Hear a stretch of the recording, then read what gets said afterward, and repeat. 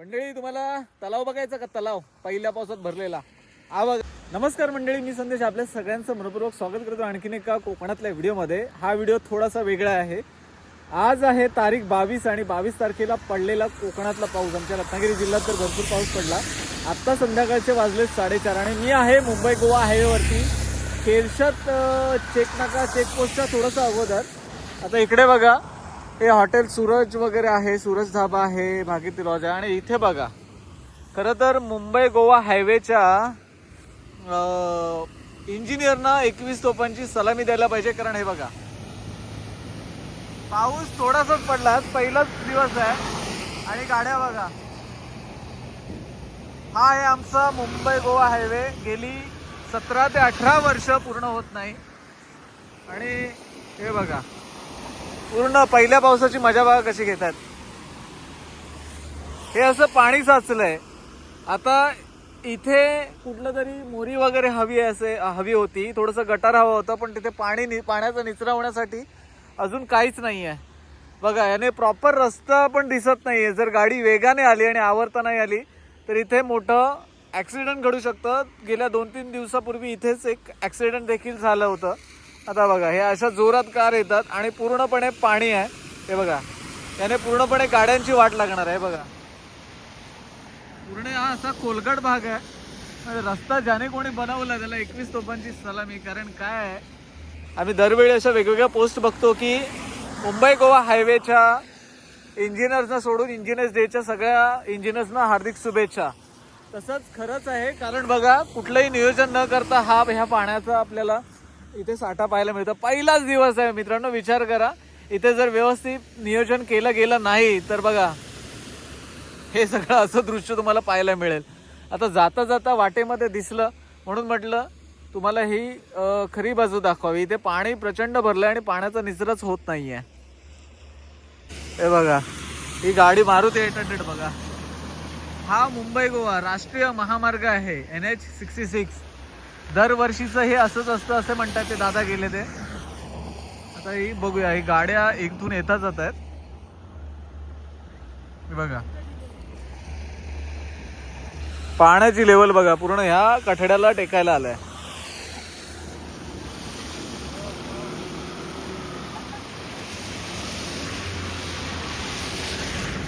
बघा, इथे कोणताही अपघात होऊ शकतो.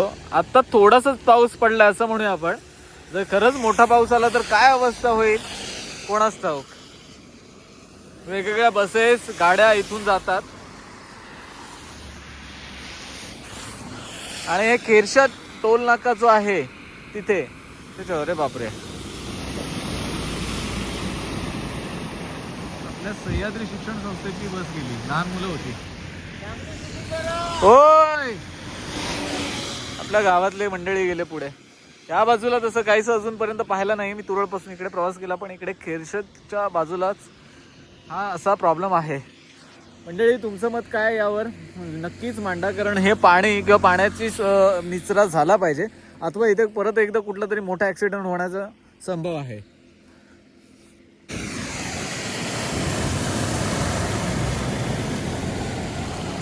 लाट आली.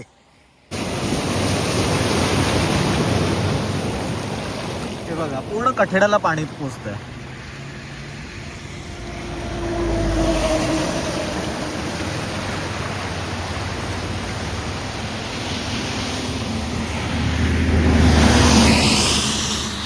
असे सगळे प्रश्न आहेत मुंबई गोवा हायवेचे. आज सगळे देखील हे प्रश्न सुटलेले नाहीत.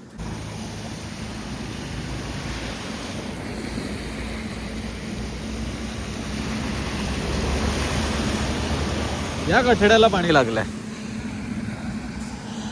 बघा, केरशतचा टोल गेट अवघ्या 500 मीटरवरती आहे पुढे आणि हे ठिकाण आहे.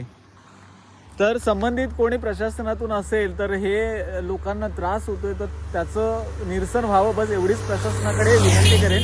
तर मी कुठला मोठा नेता नाही किंवा कुठला म्हणतात ना, हा नाही आहे. पण प्रॉब्लेम नक्की सर्वसामान्यांना होतोय. कुठला अनर्थ होण्याच्या अगोदर नक्कीच निदर्शनं जाणून देण्याची बाब सोशल मीडियाच्या माध्यमातून व्हावी, एवढाच बस प्रयत्न.